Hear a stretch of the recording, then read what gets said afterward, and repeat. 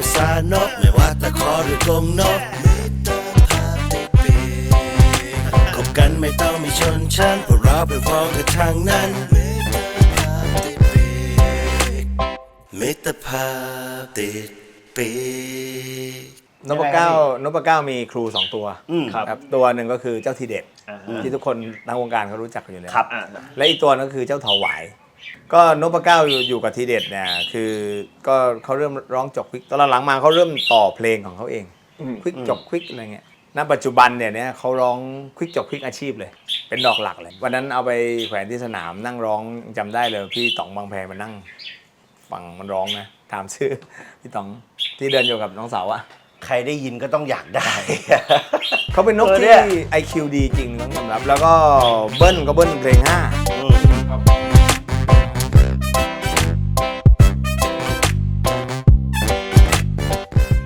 เอาละครับผมก็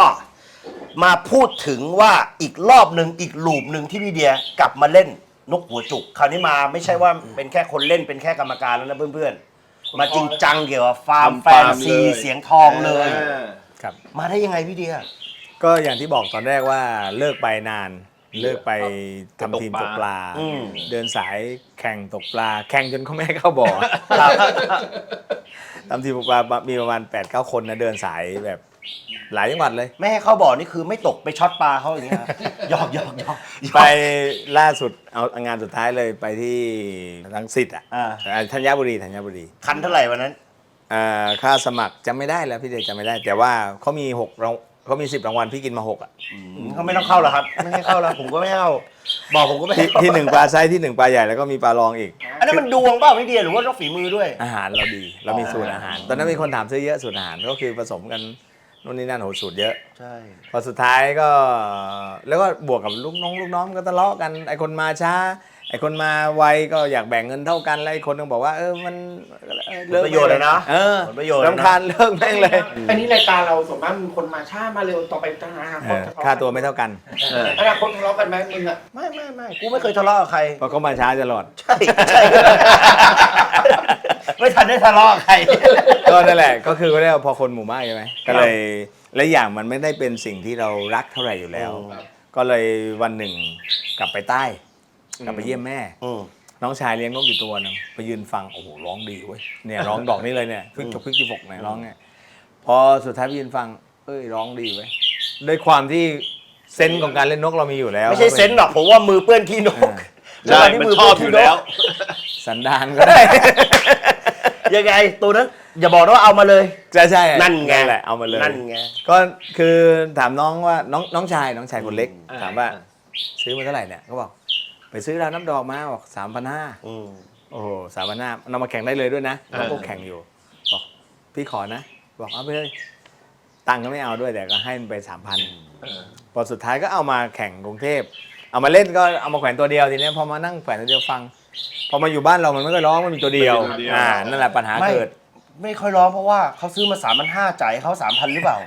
ลืมเอาเขาถอดฐานออกบางถอดฐานออกมันเหมือนมันมาแล้วปรับตัวใหม่ใช่ไหมและปกติที่ถ้านกใต้ขึ้นมากรุงเทพอ่ะโดนกันทุกคนเจอและบังเอิญมันมีคู่โยนนี่แหละที่ไปที่มาได้เล่นหาคู่ใหม่มาสักตัวสิก็ไปเที่ยวเดี๋ยวนี้ไปเดินสนามไปหาคู่มี1ก็ต้องมี2ไม่เคยจบนะเลี้ยงนกเนี่ยเป็นอย่างนั้นแหละสุดท้ายก็เลยกลับมาเล่นนั่นแหละพอกลับมาเล่นแล้วเล่นนกดำอยู่พักนึงก็มีจนกระทั่งมาถึงช่วงโควิดรอบหลังนี่คือเสียงเลยนะไม่เอาน้ำดอกเลยเสียงเลยไม่มีไม่เคยพี่ไม่เคยเล่นน้ำดอกไม่เคยเล่นน้ำดอกอะไรในชีวิตจริงๆไม่ชอบเคยแข่งน้ำดอกครั้งเดียวแข่งที่วัดบุญนับไม่ทันแบบปาโต้เปล่าไม่ใช่นับไม่ทันนับไม่เป็นแล้ววันนั้นพี่ตู่เป็นกรรมการครับนกร้องไป3แล้วผมนับ2อยู่เลย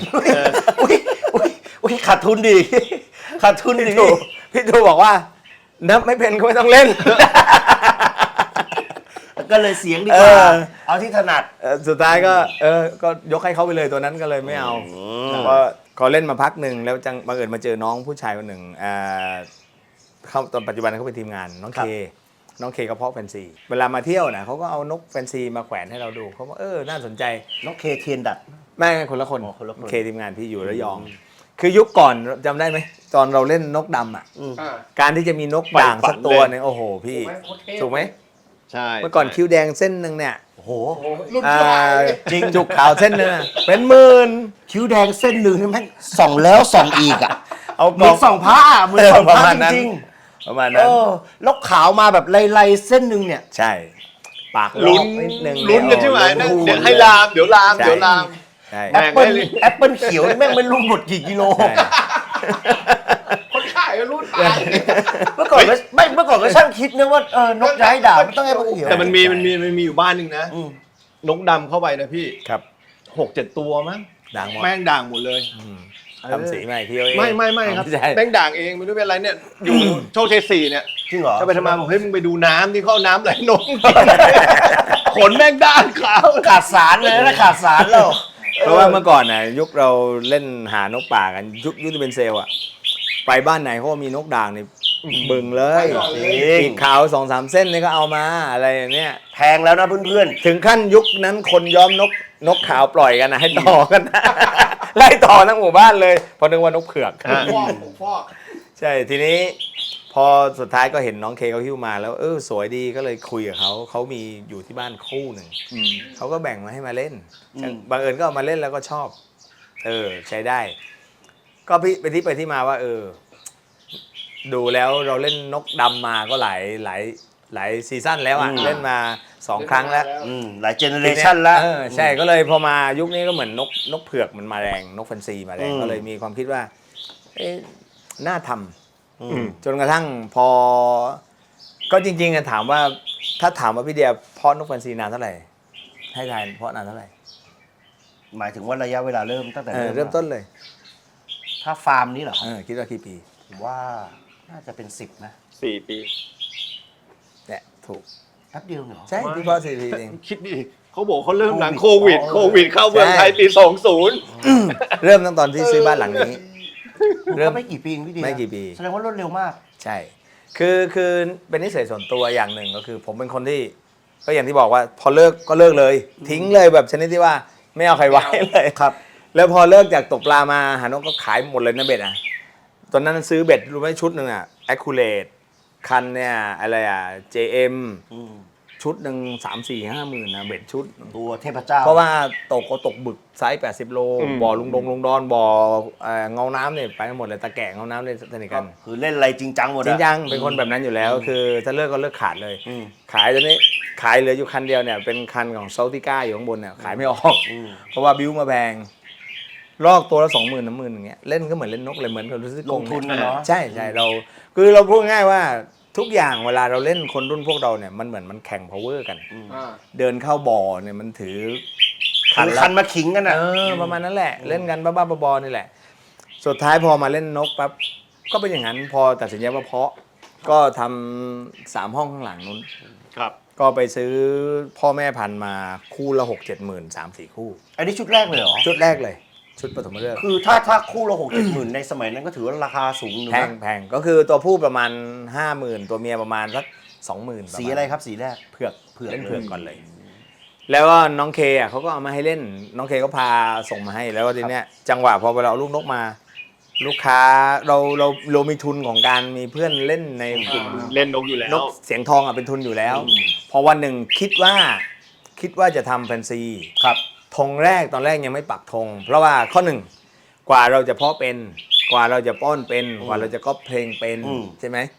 มันต้องมีหลายสเต็ป หลายสเต็ป แค่ว่าเอาให้เข้าคู่กันในเขาปวดหัวแล้วตอนแรกๆนะแล้วยุคแรกของการทำฟาร์มมันเป็นยุคความรู้เป็นความลับ ไม่ค่อยเผยแพร่ไม่ใช่ ไม่เผยแพร่ ยุคสังคมแห่งการแบ่งปันสักเท่าไหร่ แล้วเพื่อนเราที่เรารู้จักก็หวังดีกับกูเสียเหลือเกินลากกูไปไว้ในพงหญ้าพาให้ความรู้ที่ผิดๆกับเรา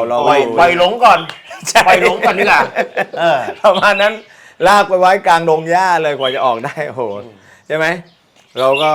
ซื้อนกมา3 คู่แรก ครับ ไม่รู้เรื่องเลยว่ามันต้องยังไงเราอยากซื้อความรู้ก็หมดไป200,000 กว่าบาททำกรงประมาณเกือบ100,000มั้งเพาะมาปั๊บได้ลูกมาลูกคู่แรกปั๊บเนี่ยเดี๋ยวแม่จิกเดี๋ยวพ่อจิกอยู่เงี้ยกว่าจะได้ลูกโอ้โหแบบ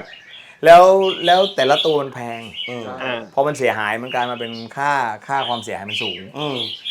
แล้วพอเราลงทุน 2-3 แสนกว่าเราจะถอนทุน ใช่ไหม ง่าย มัน ไม่ ก็ ง่าย กดดันหลาย ๆ อย่าง แต่น้องเคเขาก็ให้ค่อย ๆ ให้ความรู้พอสุดท้ายคือเราเก่งในเรื่องการแข่งนกเสียงเราก็ถือว่าเราก็เป็นคนที่ต้นคนหนึ่งอะในวงการ แต่ถามว่าพอเรามาเพาะนกเบบีเลย แต่ว่าได้น้องเคที่เป็นทีมงานเนี่ยเขาซัพพอร์ตความรู้ให้บ้างเขาก็ไม่เก่งแต่เขาก็ซัพพอร์ตความรู้เบื้องต้นให้เราได้ อย่างเช่นว่าเข้าคู่ต้องทำยังไง ไม่เข้าคู่แล้วต้องทำยังไงอะไรเนี่ย ก็แบ่งปันความรู้กั ใช่แต่เขาก็เล่นสเปซสปะเขาไม่ได้รู้ไม่ได้มีธงแนวทางชัดเจนว่าเล่นแนวอะไร ก็แค่มีสักคู่สองคู่แล้วเหมือนเพื่อนเราก็พอเป็นอย่างนั้นก็ซื้อมาพอสุดท้าย แต่เนื่องจากนิสัยส่วนตัวลงทุนแล้วก็ชอบซื้อแพงไงซื้อของดี ผลที่ได้มันไม่เป็นอย่างที่คิด ลูกตายมั่งรอดมั่ง แล้วพอได้มาลูกจุกลูกไปหลังไม่ทรงไม่สวยขายใครก็ไม่ซื้อ ขายไม่ได้ไม่มีใครซื้อแจก ใช้เวลานานไหมพี่จากวันแรกที่ซื้อพ่อแม่ที่เริ่มต้นจนถึงได้ผลผลิตครับ ก็ล็อตแรกนั้นเป็นล็อตที่ซื้อความรู้คือครึ่งปีหนึ่งเลยเกือบครึ่งปีเลย ใช้เวลานะ เกือบครึ่งปีเลย กว่านกมันจะคุ้นกว่าจะเข้า ใช่ คู่กว่า ใช่ จะทำรังอะไรได้ คือโดยธรรมชาตินกอ่ะมันไม่เข้าคู่เองหรอก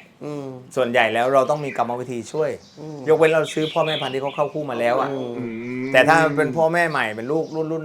ต่างคนต่างรุ่นเนี่ยเข้าไปมันจะไม่เข้าคู่ เราต้องมีวิธีทำให้มันรักทำให้มันหึงทำให้มันอยากปี้ทำให้มันถ้ามันไม่ยอมทับกันเราต้องทำไงเรามันมีวิธี ซึ่งถ้าด้วยวิธีที่ถูกต้องเนี่ยคู่ไหนก็ทำเข้าได้หมด ซึ่งด้วยวิธีที่ถูกต้องน่ะเดี๋ยวเราให้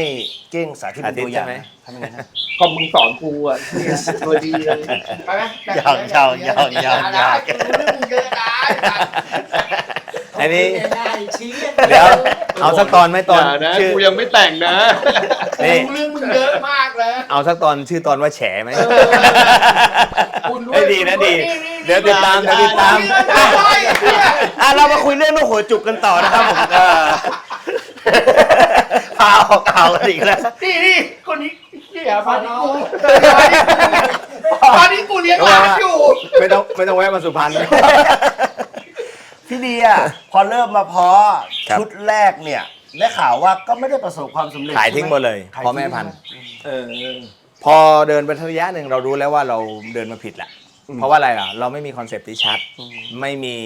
สเปคที่ชัด ไม่มีมาตรฐานที่ดีพอหนึ่งนกมันก็ขายยากเพราะคนไม่ได้เพาะแต่เราเพาะกันเต็มเลย และยิ่งยกนั้นก็เป็นยุคนกราคาแพงเขาก็คัดตัวเบสิกพื้นฐานของลูกค้าระดับทั่วไป มันจะมีลูกค้าระดับทั่วไปลูกค้าระดับนกแข่ง ครับ มันเป็นแบบเบสิกพื้นฐานของคนลูกค้าระดับทั่วไปหนึ่งปั๊บเขาเลยเลือกหล่อ อืม เลือกสีสวยเลือกนกหล่อคือ2ข้อเลย โครงสร้าง ใช่ อืม เพราะยุคนั้นเวลาเขาถามนะพี่ติดขมเหลาไหมคือติดขมเหลานิดมันก็ไม่เอาละ อืม ต้อง งอแงละ งอแงละ อืม จุกต้องหล่อ อืม ตัวต้องใหญ่ อืม คือนั่นคือพื้นฐาน อืม นะครับรูปลักษณ์กลิ่นสีเขาที่บอกนะพอหลังจากนั้นนกเรามันไม่เข้าแก๊ปซื้อมาเนี่ยคือประมาณว่าที่เขาขายทิ้งมาเขาซื้อมา อืม พอวันหนึ่งก็เลยตัดสินใจ แต่เป็นคนที่ตัดสินใจอะไรก็ค่อนข้างจะไว เฉียบขาดนะ พี่ตัดสินใจว่าโละทิ้งเลยพี่ก็โพสต์เลยอ่ะ อืม ชุดเนี้ยซื้อมาคู่ละ60,000ขายคู่50,000ยอมขาดทุน อืม ให้ลูกแล้วด้วยก็ถ่ายรูปให้เขาดู ก็มีไม่เอ่ยฟาร์มเลยกันมีฟาร์มทางใต้เขามาเหมาทั้งชุดเลย ครับ เพราะว่าเขาเอาไปเขาต่อยอดได้ว่านกมันออกลูกเลย แต่เราถือว่ามันไม่ตรงคอนเซปต์อ่ะ อืม จากตรงนั้นตั้งธงเลยว่าต่อไปจะเล่นนกเสียงทอง จะทำแฟนซีเสียงทองพอวันหนึ่งผมได้พูดกับหลายคนว่าจะทำแฟนซีเสียงทองมีคำพูดแรกเลยมาถึงก็คือว่าพี่จะขายใครมีแต่คนเล่นน้ำดอก เออ ตอนนั้นไม่มีฟาร์มที่ทำนกเสียงทองเลยฟาร์มผมเป็นฟาร์มแรก ผมเลยขึ้นโลโก้ว่าต้นตำรับฟาร์มแฟนซีเสียงทอง อย่าว่าแต่ฟาร์มทำแฟนซีเสียงทองน้อยเลย สนามนะชั่วโมงนั้นน่ะ ไม่มี คนมันไปเล่นแต่นับดอกกันหมดอะ ไม่มีเลยครับ แล้วก็ จริง สนามนับดอกในกรุงเทพก็ยังมีน้อย ส่วนใหญ่ก็มีทางภาคใต้แล้วสนามแฟนซี ไม่มีเลย ยุคนั้นเป็นยุคของสองค่ายใหญ่ ครับ เราไม่ต้องเอ่ยชื่อค่ายไหนนะ รู้ครับ สองค่ายใหญ่ นอกนั้นก็คนอื่นไม่มีตัวตน อืม เป็นยุคสองค่ายใหญ่ แล้วเราเนี่ยมาไม่เอาค่ายไหนอะ คิดดูไม่ใช่ว่าไม่เอาค่ายไหนเราเข้าไม่ถึงพูดง่ายๆว่าสองค่ายนี้เราเข้าไม่ถึง อืม เราก็เลยต้องพยายามหาของเราเอง จนวันหนึ่งก็เลยมาตั้งคอนเซปต์ชัดเจนว่า เราเติบโตมาจากนกเสียงทำไมเราไม่ทำเสียงทอง อืม แล้วสิ่งที่มันทำให้เราคิดได้อย่างหนึ่งว่า เสียงทองมันมีความแตกต่างจากนับดอกอยู่อันหนึ่งก็คือว่า สียงทองเนี่ยยิ่งนานยิ่งมีราคา ใช่ ดังนั้นเราก็เลยไม่กลัวว่าวันนี้เขาไม่ซื้อไม่เป็นไรก็เพลงไว้เดี๋ยวพอนานไปช่องไฟสวยนกมันแกนโตขึ้น นั่น อายุมากขึ้น ตาม เรา อา ก็ ยุ จะขายได้อยู่ดี เสน่ห์ของเสียงทองอีกอย่างหนึ่งถ้าไม่ได้อยู่ที่สนามมาอยู่ที่บ้านฟังยังเพลินเล ครับ ยอะ เนี่ยอย่างเงี้ยดอกเนี่ย จริง ออก ตบหัวจนหัวผมบุบหมดแล้วเนี่ยไอตัวข้างหลังเนี่ย ก็ตั้งแต่นั้นมาก็เลยเริ่มมองหานกที่เป็นสายเสียงทองเป็นหลัก อืม ก็คู่แรกเลยอ่ะคือมันก็ยอมรับว่าหายาก ใช่ แต่เราหา เป็นแฟนซีด้วย แต่ถ้าเราจะหาเสียงทองจ๋ายุคนั้นมันยังหาไม่ได้ก็เลยหาวัตถุดิบมาทำแล้วก็ต่อยอดเอา ก็คือ ก็ แกนโตไว้ก่อนอะไรอย่างนี้ด้วยฮะ คือหนึ่งแกนโตยุคนั้นก็ไม่มีด้วย เพราะว่านกทุกสายมันมาจากน้ำดอกล้วน อืม แต่ว่าดูบอดี้ไซส์ดีๆ คือนกน้ำดอกมันจะมี 2 ประเภทนะ ประเภทที่ว่ามันเป็นน้ำดอกอาชีพที่ไม่สามารถเอามาทำเสียงทองได้เลย อย่างเช่นพวกที่ชอบร้องเพลงสั้นๆเบิ้ล ใช่ ๆเสียงเล็ก ตัว ไซส์จะเล็ สาม ก เพลงสี่ ๆ อืม พวกนี้ต่อให้เรามาก๊อปนกเสียงยังไงมันก็เสียงเล็ก ถูกต้อง แต่มันมีอีกรุ่นหนึ่งก็คือที่เป็นบอดี้นกเสียง แต่เขาเล่นนับดอกกันอยู่ อืม เรามองว่าลูกของมันโตมาเราก็เป็นนารายณ์อะไรอย่างเนี่ย อืม เขาจะมี 3-4 สาย แต่เราก็ไปเลือกสายถามแล้วคือสายที่แกนพอดีกว่าเพื่อนในจำนวนนั้นก็คือสายห่วงฟ้าก็เลยซื้อมาจากน้องตั้มก็อ่ะก่อนหน้านั้นน่ะไปซื้อที่อื่นมาก่อน อ๋อ อันนี้เราก็ไม่เอ่ยฟาร์มอีกเหมือนกัน เข้าใจ ก็โดนเหมือนกัน แต่ของตั้มนี่ได้มาเป็นพ่อแม่นกหรือเป็นลูกนก นกติดเตียงแล้วรุ่นประมาณวัยรุ่น ห้าเดือน6 เดือน ใกล้พร้อมท ใช่ประมาณนั้น คือเหมาะเขาเอามาเข้าคู่แหละก็สุดท้ายก็เลยได้มาปั๊บก็เอามา เราก็ซื้อมาบอกตั้มว่าให้จัดแม่อีกสายหนึ่งมาเพื่อไขว้เพื่อที่ให้มันได้เสียงทอง ครับ เอามาทำปั๊บตอนแรกก็ไม่ยอมได้ลูกตัวเมียมันไม่ยอมให้ลูก ก็เลยจับโยกก็เลยไปซื้อตัวเมียสาย 87 มา เอามาเข้า ก็ได้ลูกก็ลูกที่เกิดแล้วก็เก่งทุกตัวก็มีเพชรเพชรมณีก็ติดที่ 1 สนามน้องเสาที่เสาจัด ำครับ ครับ ก็มีคนซื้อไปแล้ว100,000ตัวนี้ แล้วก็ลูกของเพชรสยามที่เพิ่งขายให้ธนาแดงไป130,000 อ่า สายนี้ก็ถือว่าเก่งแต่ว่า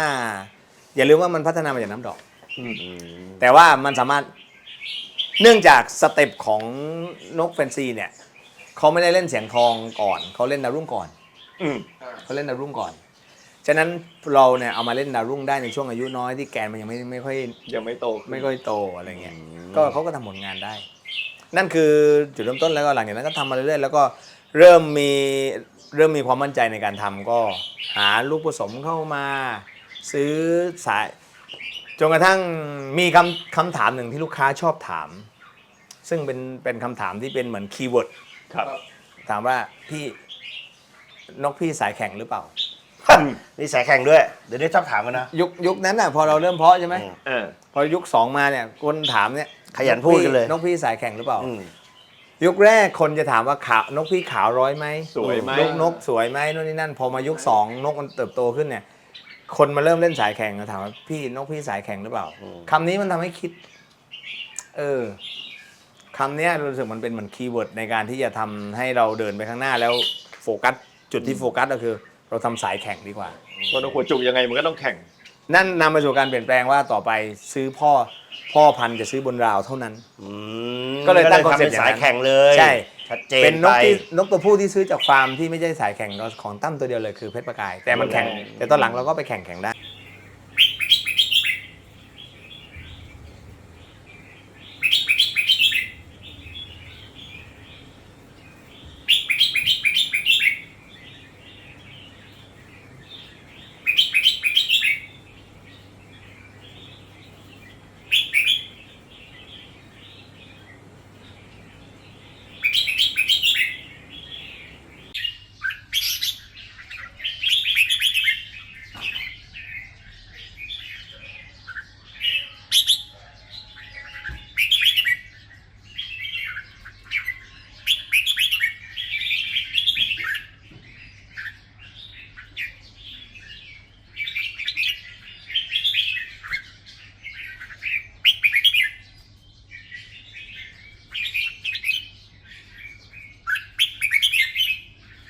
แสดงว่าช่วงแรกที่พี่เดียทำเนี่ยนกออกมาแล้วพี่เดียก็ต้องใช้เวลาไม่ได้ขายลูกนกเลย ใช่บางตัว ต้อง เก็บ รอให้มันโตมาเพื่อที่จะลุ้นว่ามันจะติดเพลง ก๊อปเพลง รอฟังรอ มันไหม ฟัง อะไร คือ เงี้ยเสียเวลาเหมือนกันนะ จุดแข็งของเรามีอยู่ข้อหนึ่งเราเล่นนกเสียงทอง ดังนั้นเรามีครูที่ดีอยู่ในบ้าน อ่า ตอนนั้นมีเจ้าทีเด็ดนะ อืม ที่ใน YouTube ที่เป็นล้านวิวอ่ะ ครับ ที่เป็นรากหวายพิเศษอ่ะอยู่ในบ้าน แล้วก็มีอีกหลาย ๆ ตัวที่ พลิกจกพลิกจกพลิกไม่ได้ไม่ได้หรอก นั่นแหละปลายชิดไปนิดนึงแหละ ไปชิดไปรวบถ่ายรวบ ไข่เปรียวด้วย เพิ่งออกจากป่าเพิ่งออกจากป่ารัวนิดนึง นกยังนกเด็กนกเด็ก ใช่ มึงทำมึงแกะเพลงเขานกไม่ดีเลยนะ นั่นแหละก็คือมีวัตถุดิบที่ดีอยู่ด้วย ครับ แต่วันเนี้ยที่มาถึงฟาร์มเนี่ยผมจะบอกว่าไม่พูดถึงนกตัวนี้ไม่ได้เลย เพราะว่าถือว่าผมอ่ะในฐานะคนเล่นหรือคนติดตามเพจฟาร์มเสียงทองพี่เดียเนี่ยก็จะรู้จักนกตัวนี้เป็นอย่างดี ครับ ก็คือนกพะเก้า ครับผม กับเงินทองสอง ครับ ตัวเนี่ยที่ทำเป็นเหตุผลที่ทำให้ผมต้องมาถึงฟาร์มนี้ ก็สืบเนื่องมาจากคอนเซปต์ที่บอกว่า พอลูกค้าถามว่านกพี่เป็นสายแข่งไหม ครับ ก็เลยคิดว่า เราทำยังไงที่จะเล่นทำสายแข่ง อืม การเล่นสายแข่งมันมี 2 วิธี ครับ ก็คือ เพาะแล้วเอาลูกนกมาปั้นแล้วแข่ง อืม กับเล่นด้วยเงิน ซื้อความสำเร็จมา อืม ซื้อนกชนะ แต่ทีเนี้ยถ้าเราเนื่องจากเราเป็นคนทำฟาร์มช้า ครั เรา บ ตามหลังเขานาน ครับ ถ้าเราไปนั่งเพาะแล้วปั้นเรายิ่งไกลกว่าเขา ก็เลยเล่นแบบดักหน้าเลย ซื้อนกเก่งมาทำพ่อพันธุ์เลย ตั้งแต่นั้นมาก็ซื้อนวลทองบนราวเอามาจากน้องเอกอิสระ ครับ นวลทองก็ราคาอยู่ที่ประมาณ100,000 กว่าตอนเอามานะ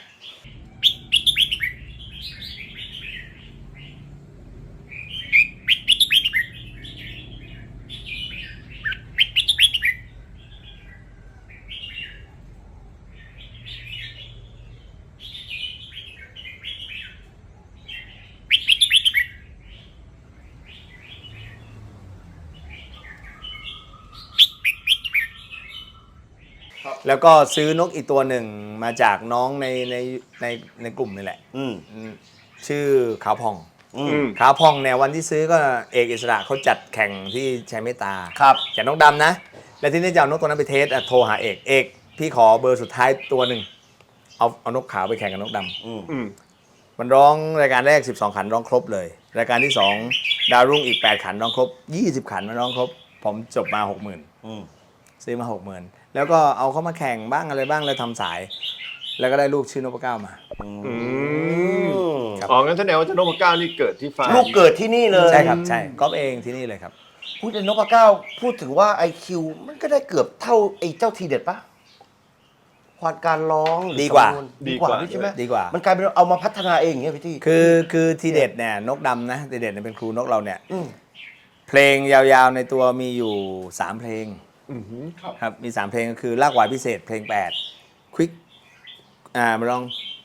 ควิกจอกควิกควายลิไฟตีฝกร้องอย่างนี้นะ เป็นเพลง 8 ควิกจอกควิกแล้วก็ควิกจอกควิกควายยอที่เป็นออกแม่บทอ่ะ แม่ ด บ อ ท กหนึ่งแล้วก็เมกาจีหมกอีกบทอีกดอก แต่เขาจะร้องเพลงลากหวายพิเศษเป็นหลัก แต่นพเก้าร้องเพลงลากหวายได้ 3-4 แบบเลย ลากหวายจกควิกจกควิกควายลิควายตีฝกบางทีก็ควิกจกควิกควายลิควายตีฝกบางทีก็จกควิกควายลิควายตีฝกมาร้องได้หมด อันนี้เป็นที่ IQ นกใช่ไหม ใช่ครับ ไม่ใช่นกคูแล้วล่ะ จะพูดว่าจะบอกถ้าบอกความลับให้ฟังก็คือนกตัวนี้เป็นนกที่จะขายทิ้งตอนแรก อุ้ย จริงเคยโพสต์ มัน ขาย ร้อง 50,000 ช้าหรืออะไร คือตอนก๊อปแรกๆเลยพอได้ลูก ครับ มาคือขาวพองเนี่ยได้ลูกแค่2 ตัวด้วยเพราะเป็นนกที่เราซื้อมามันอายุมากแล้ว ครับ ตอนแรกเอามาทำปั๊บเขาไม่มีเชื้อ อืม ก็ใส่ข้อกไว้ด้านหลังนั้นนะปีหนึ่งอัดอาหารอัดวิตามิน พอถ่ายผลมาเสร็จ เอาเข้าทับ ได้ไข่แรกมา2 ใบ เชื้อเดิน แต่ว่าตายโคม แล้วก็หลังจากนั้นก็ใส่ข้อ2ได้ลูกมา 2 ตัว ตัวผู้ตัวเมียตั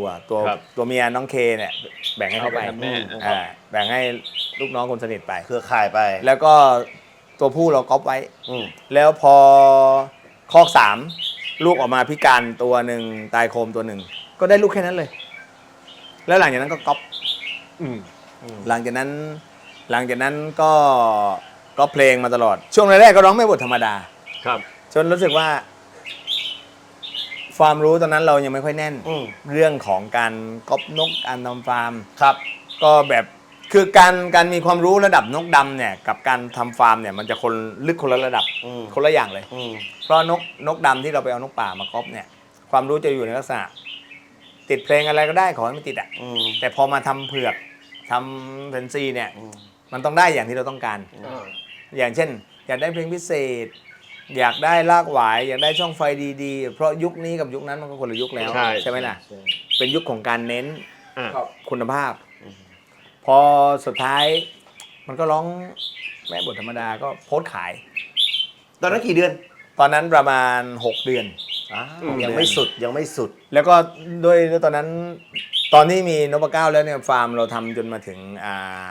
20 ห้องแล้ว ครับ มันขยายจาก 3 มา เพิ่ม พอ พ่อแม่ แล้วก็มาเป็น รื่อย 5ปั๊บพอปีที่ 3 ก็มาเป็น 10 ข้างนอกอีก 12 3 แล้วมา 5 เป็น 8 ใช่ไหมแล้วก็มาเป็น 2 เป็น 20 20 กลง พอทีนี้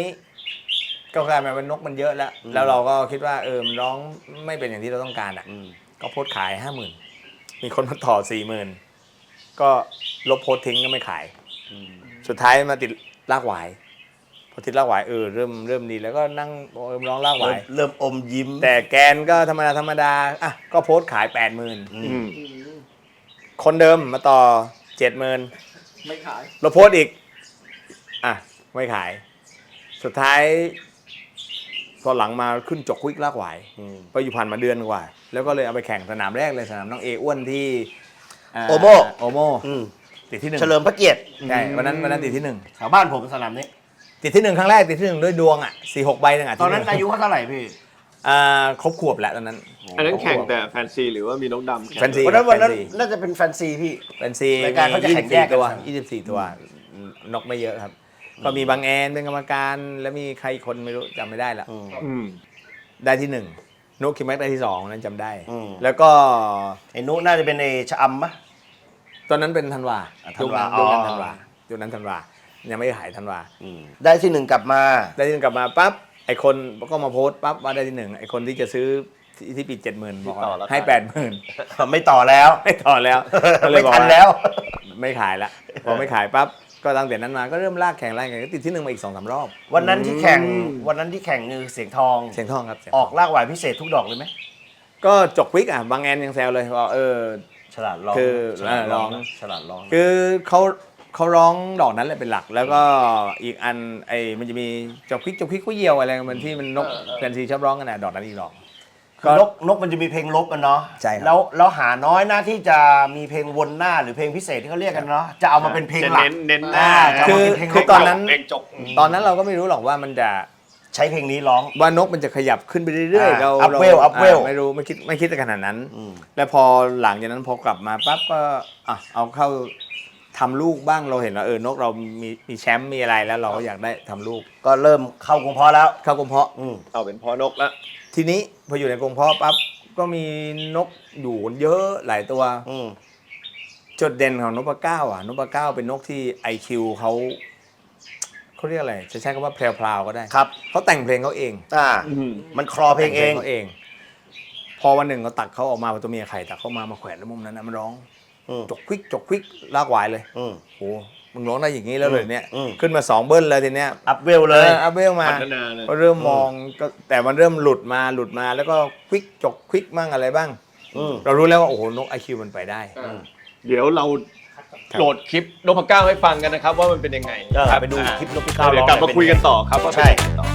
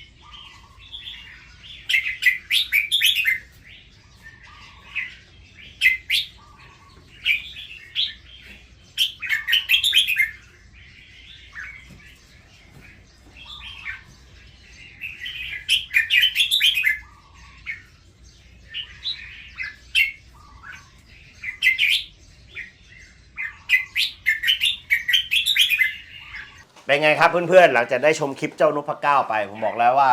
ไม่ธรรมดา นะครับ ทีเด็ นะ ดเลย ได้ดูคลิปนกตัวนี้นี่ผมถึงกับต้องล็อกคิวมาเลยบอกว่ายังไงก็ต้องมาสัมภาษณ์ให้ได้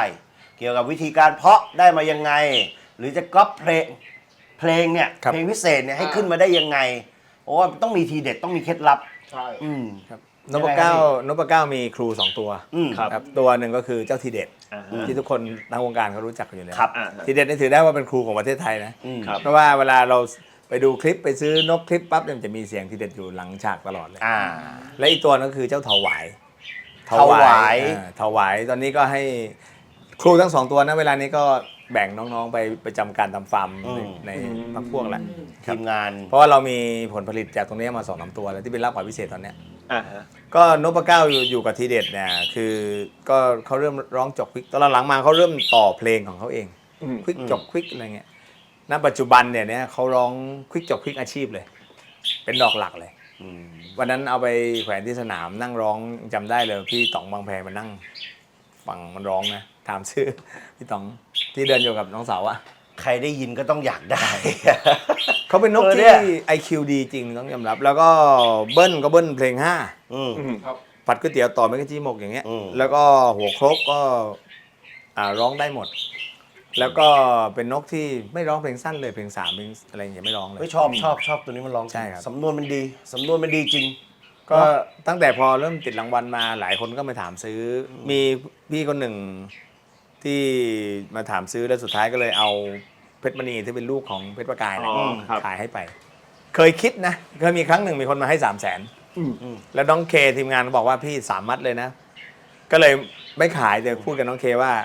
มันเหมือนเราโค่นต้นกินยอดอ่ะ อ่า ใช่ไหมมันเป็นซิกเนเจอร์ของฟาร์มเราที่เราทำอ่ะเพราะเหมือนอย่างที่น้องแบงค์พูดถึงตั้งแต่ตอนต้นรายการว่า เดี๋ยวนี้แค่เก่งไม่พอต้องเก่งกว่าหวายไม่พอต้องหวายพิเศษ ผมยอมรับพี่เดียนะหนึ่งอย่าง ครับ คือทำไม 4 ปีเขาถึงประสบความสำเร็จมากถึงขนาดนี้นะเพื่อน ครับ อย่างน้อยพี่เดียมีการวางแผนมีการคัดเลือกเนาะมีการเขาเรียกอะไรอะประสบการณ์อะสำคัญ ครับ ใช่ แล้วก็ตัดสินใจที่เด็ดขาด กล้าคิดกล้าทำเนาะแล้วก็ได้แนวทางที่ถูกอะ ใช่ แล้วด้วยความที่สั่งสมประสบการณ์มานานอะระยะเวลาแค่ 4 ปีผมถือว่า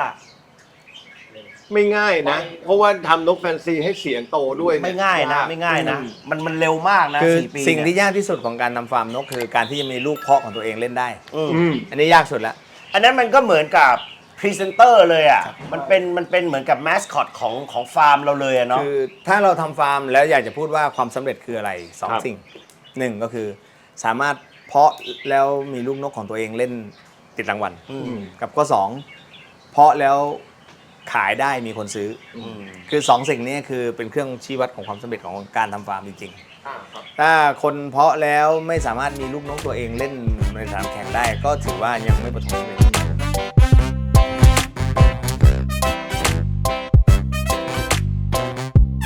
จุดยากของการทำฟาร์มที่พี่เจตถามก็คือ 1. การเข้าคู่นก ครับ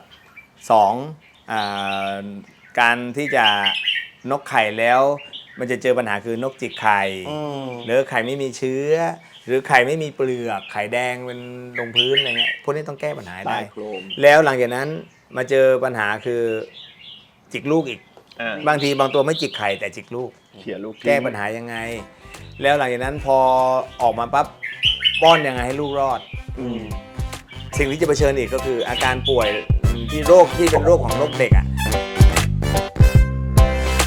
พูดคุยพูดจาภาษานกไม่ว่าตะขอหรือกรงนกมิตรภาพติดปีกคบกันไม่ต้องมีชนชั้นเพราะเราเป็นพ้องกันทางนั้นมิตรภาพติดปี